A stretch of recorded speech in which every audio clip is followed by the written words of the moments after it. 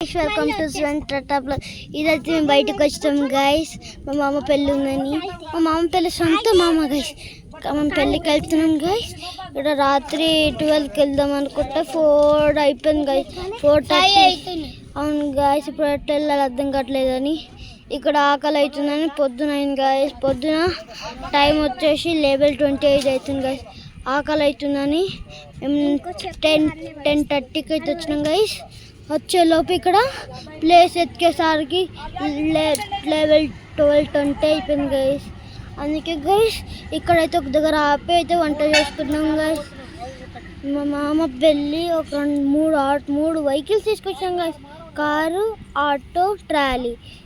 ఆ కార్లో వచ్చేసి నేను, మా చెల్లి, మా పండు, మా మమ్మీ కలిసి అయితే వచ్చినాం గైస్.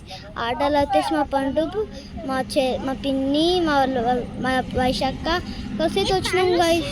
కానీ మేమైతే వస్తున్నాం కదా గైస్. ఆకలి అవుతుంది. మేము డీజే కొట్టేసినాం గైస్. అదేమైనా తెలుసా గైస్, మా పెద్ద మమ్మీ వాళ్ళు అన్న పేషెంట్ ఉన్నారన్న పేషెంట్ జల్దీ గ్యాస్ కొట్టాను అని చెప్పారు గైస్.